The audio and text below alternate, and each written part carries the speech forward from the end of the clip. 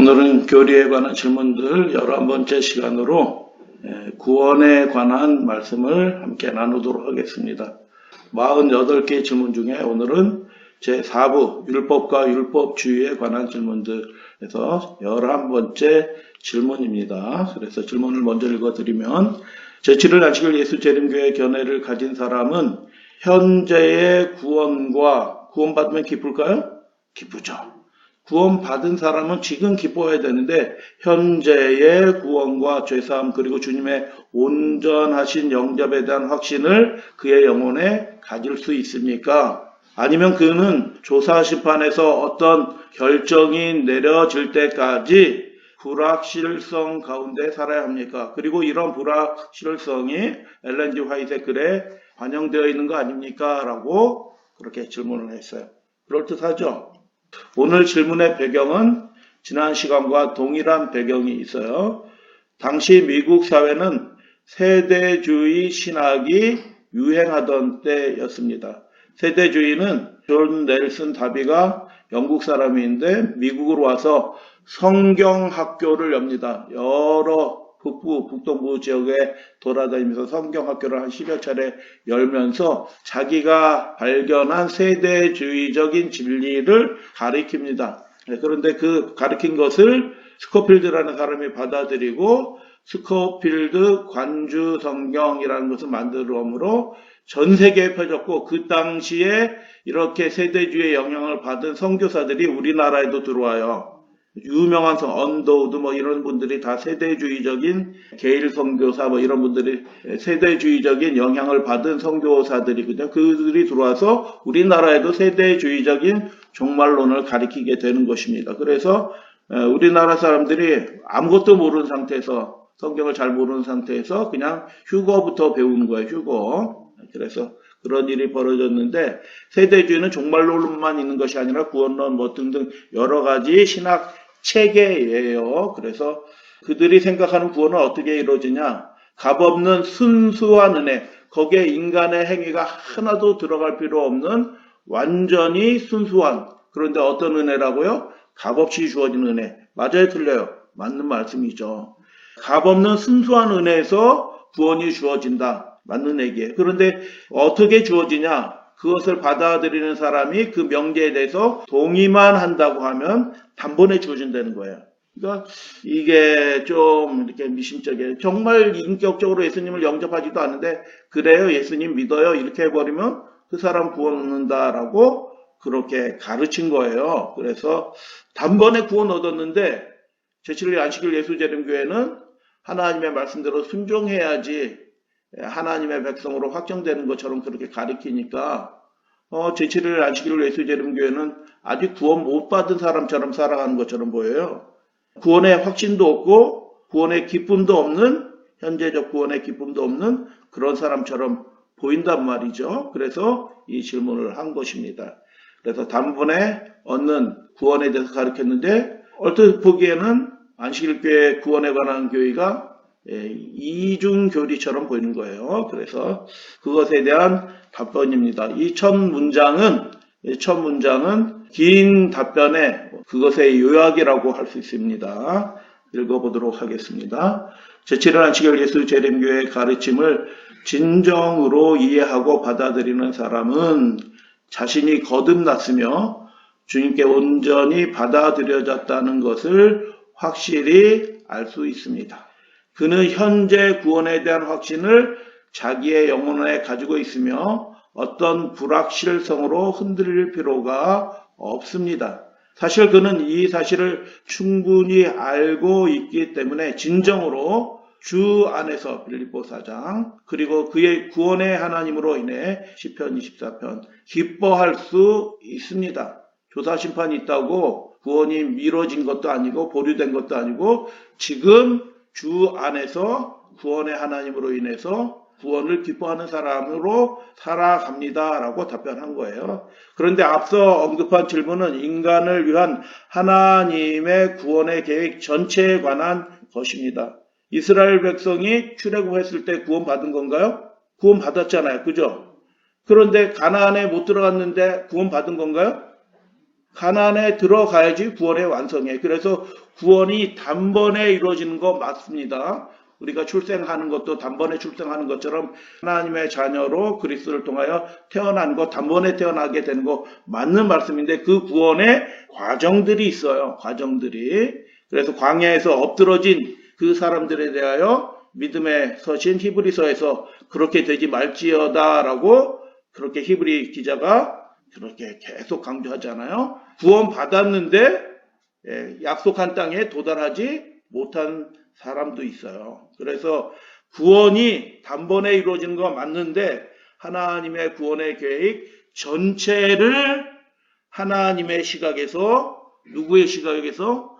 하나님의 시각에서 바라볼 필요가 있다. 우리의 시각에서 바라보면 우리는 끊임없이 부족하고 구원 얻을 만한 자격이 없는 것처럼 끊임없이 그런 생각이 들어요. 그래서 구원의 계획 전체에 관한 하나님의 계획이에요. 하나님의 계획 전체에 관해서 우리가 살펴볼 필요가 있겠다. 그래서 우리는 다음 조항에 주의를 기울일 것을 요청합니다 하고 8가지로 단락을 나눠서 답변을 합니다. 조사 심판과 현재적 구원의 확신의 문제에 대해서 답변하는 과정에 오늘은 1번만 살펴보도록 하겠습니다. 소제목 1번 구원의 계획의 주도권은 사람이 아니라 하나님께 있습니다. 모든 것이 하나님께로부터 났으며 고린도후서 5장라는 말씀을 읽습니다. 우리는 그가 우리를 자기와 화목하게 하시고 하나님께서 그리스도 안에 계시다 세상을 자기와 화목하게 하셨다는 것을 압니다. 우리가 먼저 하나님을 사랑한 것이 아니라 그분이 먼저 우리를 사랑하셨고, 아멘. 그리스도는 우리 죄를 위한 완전한 화목 제물이시며, 아멘. 그의 아들의 죽으심으로 말미암아 하나님과 화목되었습니다라는 것을 우리는 압니다.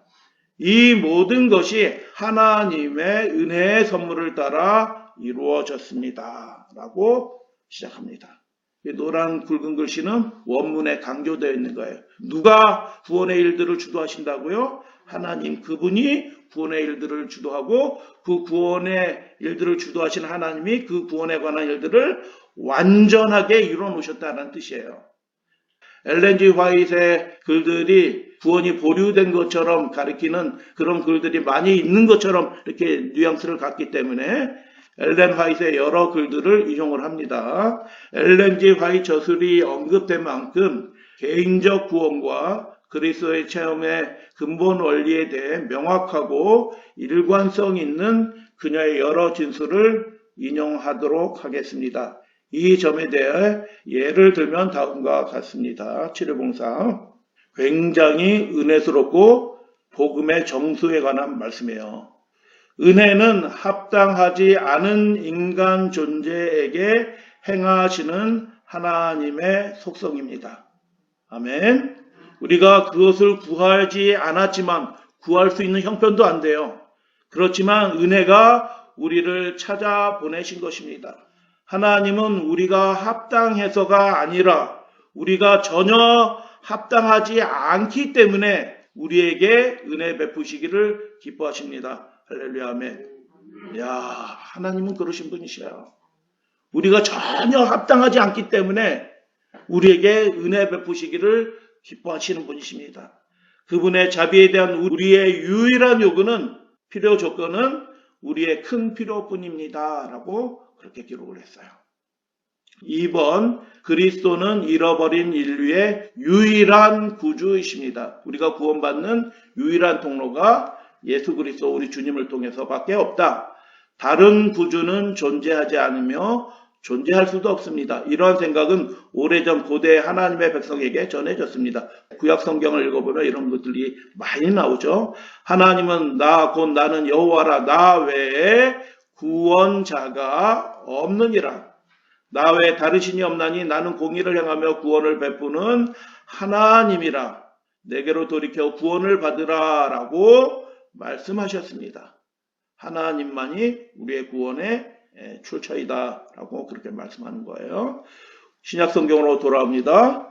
우리 주 예수 그리스도만이 구원의 유일한 터이며 고린도전서 3장. 그분의 이름은 우리가 구원받을 수 있는 유일한 이름입니다. 다른 이름을 주신 적이 없다라고 말씀하죠.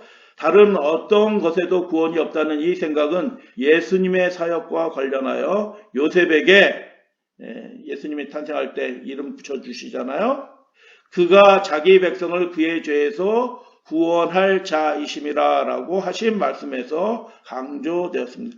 그분이 죄에서 구원하실 자입니다 라는 것입니다. 그분에 의해서 구원이 완성된다라는 말씀이에요. 헬라어 본문 문자 그대로 번역하면 그가 친히 자기 백성을 구원하시리라 라는 그런 말씀이에요.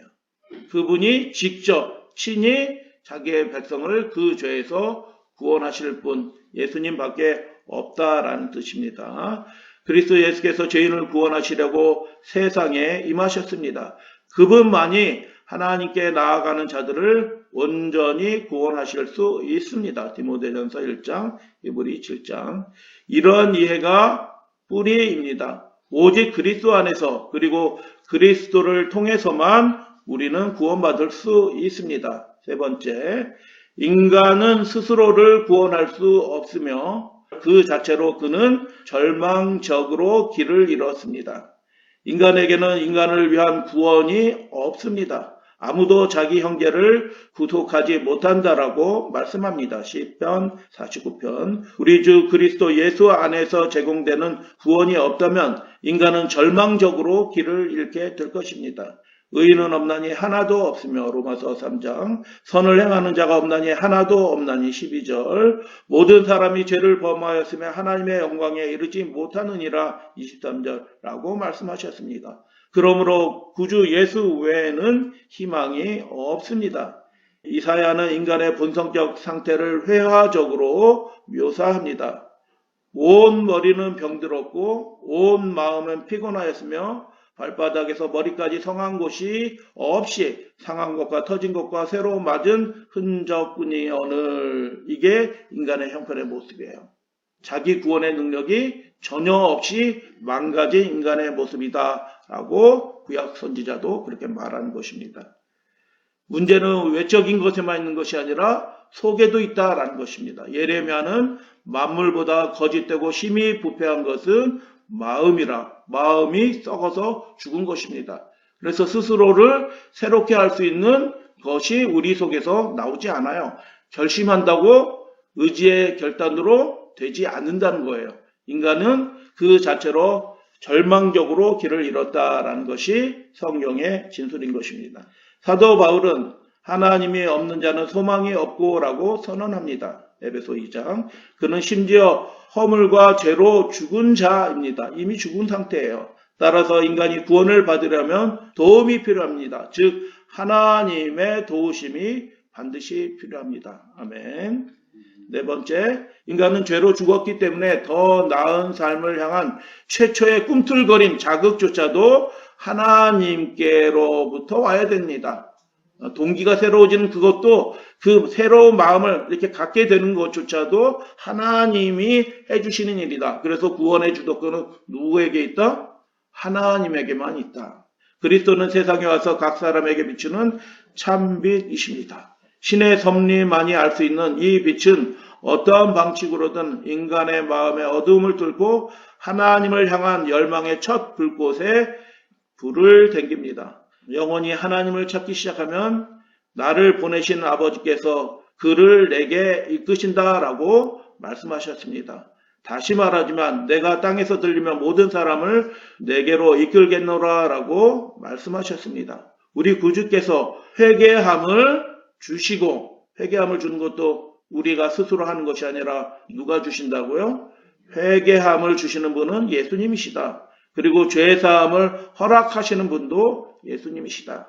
그래서 회개하고자 하는 열망도 위로부터 나옵니다 라고 말씀하는 것입니다. 이렇게 인간의 마음에서 일어나는 완전한 변화는 우리 자신의 의지에 의한 것이 아니며 윤리적 교양이나 사회적 개조의 노력에 의한 것이 아니라 전적으로 거듭남에 의한 것입니다. 우리는 거듭나게 되는 것입니다. 거듭난다는 말이 위로부터 난다는 뜻이에요. 근데 하나님으로부터, 성령으로부터 하나님의 말씀을 통해서 거듭나야 합니다. 참으로 신성한 은혜의 역사입니다. 진정한 의미에서 우리는 그의 만드신 바입니다. 우리가 우리의 속사람이 새로워지게 된 거, 우리가 새 사람이 된 거, 우리가 거듭나게 된 거 다 누가 하신 거예요? 하나님이 하신 거예요. 그래서 진정한 의미에서 우리는 하나님이 만드신 바입니다. 라고 그렇게 우리는 고백할 수 있는 것입니다. 중생의 행위로 하나님은 우리를 구원하시며 우리에게 그의 성령을 부어주시는 분이십니다. 다섯 번째, 우리가 할 수 있는 그 어떤 것도 하나님의 은총을 받을 만하게 하는 것은 없습니다. 우리가 그 하나님의 은총을 받으려면 우리가 뭔가 하면 아유 저렇게 수고하는데 내가 은총을 줘야지 라고 해서 은총 받는 것이 전혀 아니다라는 뜻이에요. 우리가 뭘 해서 선한 행위를 했기 때문에 은총을 받을 만해지지 않는다는 뜻이에요. 우리의 행위로 하나님의 은총을 받을 만한 사람은 아무도 없다는 뜻이에요. 그러면 하나님 앞에 자기 이유로 다른 사람보다 나은 사람이 있어요? 없어요? 조금도 없는 것입니다. 한 사람도 내가 저 사람보다 더 의로워 라고 말할 수 있는 사람, 내가 은총을 받을 만하지 라고 말할 수 있는 사람이 있어요? 없어요? 없다는 뜻이에요. 그런데 마치 많은 사람들이 자기가 더 나은 사람처럼 생각하는 경우가 너무너무 많다. 예수님 당시의 바리새인들 마찬가지입니다. 본 말씀 읽도록 합니다. 구원은 은혜로 이루어집니다. 구원을 주시는 것은 은혜입니다. 주 예수의 은혜로 우리는 구원을 받습니다. 우리는 행위로 구원받지 못하며 그것이 의로운 행위나 심지어 경이로운 이적들이라는 표현이잖아요. 마태복음 7장. 이적을 행하며 이렇게 했는데 킹제임스 버전은 경이로운 일들, 깜짝 놀랄 만한 일을 행할지라도 그것이 우리를 구원하지는 못하는 것입니다. 우리는 율법이나 율법의 행실, 율법의 행위로도 구원받을 수 없습니다. 그리고 모세의 율법이나 십계명도 우리를 구원할 수 없습니다. 하나님의 율법은 결코 인간을 구원하기 위해서 고안된 것이 아닙니다. 그것은 우리가 바라볼 때 우리의 죄성을 볼 수 있는 거울과 같습니다. 하나님의 율법이 죄인인 인간에게 미칠 수 있는 범위는 여기까지입니다. 그것은 그의 죄를 드러낼 수는 있지만 죄를 제거하거나 죄책감과 죄의 형벌과 권세에서 죄의 권세에서 그를 구원하는 데는 무력합니다. 그러나 율법이 육신으로 말미암아 연약하여 할 수 없는 것을 하나님께서는 그 아들의 위격 안에서 이루셨음을 하나님께 감사드립니다. 하나님께서 이미 이루신 거예요. 그분 안에는 죄와 더러움을 씻는 샘이 열려 있습니다. 스가랴 13장. 그리고 모든 사람이 이 샘에 뛰어들어 예수 그리스도의 보혈로 자신의 죄의 씻음을 받을 수 있습니다. 놀랍게도 구속받은 자들은 이제 어린 양의 피에 그 옷을 씻어 희게 하였으니 기뻐할 수 있게 되는 것입니다. 구원이 아직 완성이 돼서 하늘나라 가지 못했지만 이 땅에서 우리가 하나님이 베풀어 주신 그 완전한 구원을 믿음 안에서 기뻐할 수 있게 됩니다. 라는 뜻이에요. 노란 글씨 강조의 글이에요. 원래 사실 우리는 하나님의 은혜, 하나님의 긍휼하심, 하나님의 선물, 하나님의 복음, 하나님의 뜻에 따라 구원을 받았습니다. 아멘. 여섯 번째, 구원은 하나님의 것이지만 주도권은 하나님이 가지고 계셔요. 하나님이 다 이루셨어요. 그 놀라운 구원을 아들의 희생을 통하여. 그러면 그 구원을 받은 사람은 하나님과의 인격적인 관계에서 무슨 마음이 들까요? 감사의 마음이 용솟음쳐 나오게 되는 것입니다. 그래서 어떻게 해요? 나의 의지를 하나님께 온전히 굴복하게 되는 것입니다. 구원받은 사람에게는 무엇이 있어요? 기쁨이 있어요. 근데 그 기쁨과 함께 무엇이 이루어져요? 하나님의 말씀에 자발적으로 순종하게 되는 그 일도 있게 되는 거예요. 구원받은 사람은 단순히 그냥 기쁨만, 해방의 기쁨만 있는 것이 아니라 그 구원을 이루신 전적으로 은혜로 이루어주신 선물로 주신 하나님께 대한 감사가 용솟음쳐 나오기 때문에 그의 의지가 하나님께 굴복되는 역사가 있게 됩니다. 라는 것입니다. 믿으시나요? 이게 참된 복음이고 하나님이 이루시는 구원의 전체적인 과정이에요. 단번에 태어나는 것은 한순간이지만 그의 생애에 온전히 구원의 기쁨과 성화의 과정들이 이루어지게 하는 하나님의 구원의 과정들이 있다라는 그런 뜻이죠. 본문 읽겠습니다. 하나님의 성령의 최초의 자극과 하나님의 사랑에 이끌어주시는 그 도면에 따라 영혼은 크신 구원자를 받아들여야 하며 반드시 그에게 굴복해야 합니다. 굴복된다는 뜻이에요. 하나님의 은총에 의해 촉발된 이 굴복의 행위는 스스로 굴복하는 것이 아니라 예수님의 그 놀라운 은혜와 사랑을 받게 되면 그분의 사랑에 굴복하게 되는 것이죠. 이 굴복의 행위는 하나님께서 그분의 풍요로운 모든 놀라운 섭리를 영혼에게 베푸시는 것을 가능하게 합니다. 하나님의 은혜의 선물, 성령의 역사들이 그에게 주어지기 시작한다는 뜻이에요. 이러한 영혼의 행위 또는 태도는 성경에서 다양한 방식으로 표현이 됩니다. 여러분, 이 말씀을 잘 기억하시고 우리도 믿음으로 고백하면 좋겠어요. 그를 믿는 자마다 말씀하셨으니 우리는 믿어야 하는 것입니다. 너희 자신을 하나님께 굴복하라 라고 말씀하셨으니 우리는 굴복해야 되는 것입니다. 그러므로 너희 자신을 하나님께 제물로 드리라 라고 말씀하셨으니 드리라 라는 말이 복종한다는 뜻이에요. 원문은. 그래서 하나님께 드리라 복종하라 라고 말씀하셨으니 우리는 복종해야 되는 것입니다. 몸의 행실을 죽이라 라고 말씀하셨으니 우리는 몸의 행실을 죽일 수 있게 되는 것입니다. 너의 몸을 산 제물로 드리라 라고 말씀하셨으니 우리는 우리의 몸을 하나님께 드려야 되는 것입니다. 너희 자신을 죄에 대하여는 죽은 자로 여기라 라고 말씀하셨으니 죄에 대하여 우리는 우리 자신을 죽은 것으로 간주해야 되는 것입니다. 너희 안에 계시면 몸은 죄로 말미암아 죽은 것이니 라고 말씀하셨으니 우리는 죄에 대하여 죽은 사람으로 살아야 되는 것입니다. 그렇게 사시게 되길 바랍니다. 구원은 단번에 이루어지고 전적으로 은혜로 이루어지지만 그의 삶에 구원의 일들이 계속하여 이루어져 나간다라는 신약 성경의 여러 말씀이에요. 이러한 의지의 행위로 표현되는 것은 무엇이든지 행위의 본질에 속하지 않는 율법의 행위가 아니에요. 이것은 율법의 행위예요. 믿음의 행위죠. 구원의 효력을 조금도 더하지 않습니다.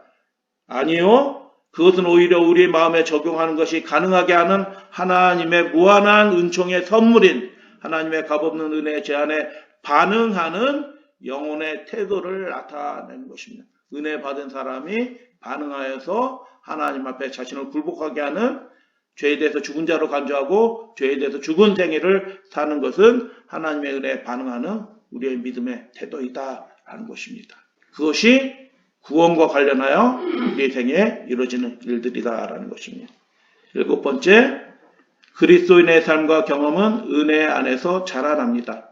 태어났으니 믿음 안에서 하나님의 자녀로 태어났으니 어떻게 해요? 자라나게 되는 것입니다.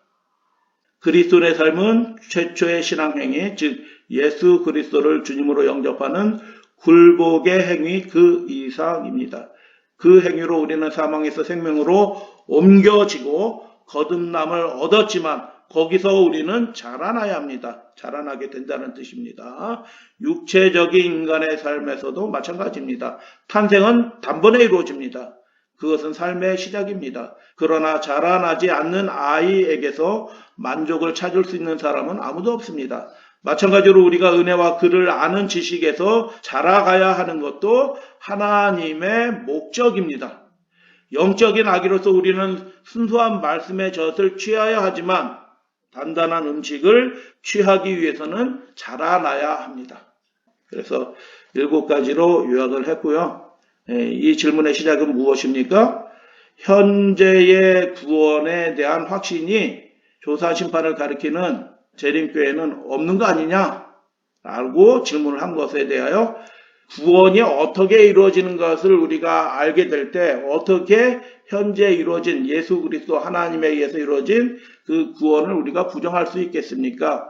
반드시 그것을 받아들이고 현재적 구원의 확신과 기쁨이 있게 됩니다. 라는 것이에요. 근데 제목에 그리스도의 경험의 뿌리와 열매라고 되어 있어요. 열매는 2가지라고 생각이 들어요. 그래서 제7일 안식일 예수 재림교회 가르침을 진정으로 이해하면 구원에 대한 확신을 갖게 되고 시작할 때 이미 읽었어요. 주 안에서 구원의 하나님으로 인해서 그는 기뻐할 수 있다라는 거예요. 하나님께 집중하면 기뻐하게 된다는 거예요. 하나님이 하신 일들을 바라보게 될 때 그 심령에 기쁨이 샘솟게 된다라는 것입니다. 그래서 열매는 두 가지예요. 첫 번째는 기쁨이고요. 그리고 두 번째는 그 하나님이 이루신 놀라운 구원으로 인해서 우리의 반응이 있게 되는데 그것이 열매예요. 열매로서 순종인 것입니다. 그래서 그 7가지 제목을 가지고 성경절 하나씩만 다시 발췌해서 정리하는 말씀으로 드리고 오늘 말씀을 마치도록 하겠습니다. 구원의 주도권은 하나님께 있습니다. 고린도후서 5장 모든 것이 하나님께로 났으며 그분이 그리스도로 말미암아 우리를 자기와 화목하게 하셨다라고 말씀합니다. 또 우리에게 화목하게 하는 직분을 주셨다라고 그렇게 말씀하는 것입니다. 그리스도 우리 주님만이 잃어버려진 이를 위해 유일한 구주이십니다. 이사야 45장 나 외 다른 신이 없나니 나는 공의를 행하며 구원을 베푸는 하나님이라. 나 외 다른 이가 없느니라. 땅 끝의 모든 끝이여 누구에게로 돌이켜 하나님께로 돌이켜 구원을 받으라. 나는 하나님이라 다른 이가 없느니라 라고 그렇게 말씀합니다. 세 번째, 인간은 절망적으로 길을 잃은 상태입니다. 이사야 1장 발바닥에서 머리까지 성한 곳이 없다라고 말씀하셨고 예레미야 17장 마음이 부패해버려서 희망이 전혀 없는 상태다라고 말하는 것입니다. 그래서 구원이 이렇게 절망적인 상태에 아무것도 할 수 없는 인간에게 하나님이 은혜로 구원을 베푸시기를 기뻐하신다라고 말씀합니다. 네 번째, 죄로 죽은 인간이기 때문에 죽은 인간이기 때문에 꿈틀거릴 수도 없어요. 그래서 최초의 그 꿈틀거림조차도 하나님께로부터 하나님의 은혜로 오는 것이다. 사도행전 5장 이스라엘에게 회개함과 죄사함을 주시려고 그를 오른손으로 높이사 임금과 구주로 삼으셨느니라 라고 말씀하는 것입니다. 회개함을 누가 주신다고요? 하나님이 주신다고요. 다섯 번째, 우리에게 하나님의 은총을 받을 만하게 하는 것이 조금도 없다. 하나님의 은총을 받을 만한 자격을 갖춘 사람은 모든 사람 가운데 단 한 사람도 없다. 그래서 모든 사람에게 은혜는 100% 값없이 주시는 은혜이다 라는 것입니다. 디도서 2장 모든 사람에게 구원을 주시는 분은 하나님이시다. 그분의 은혜가 나타나야지 그 일이 가능하다라고 말씀합니다.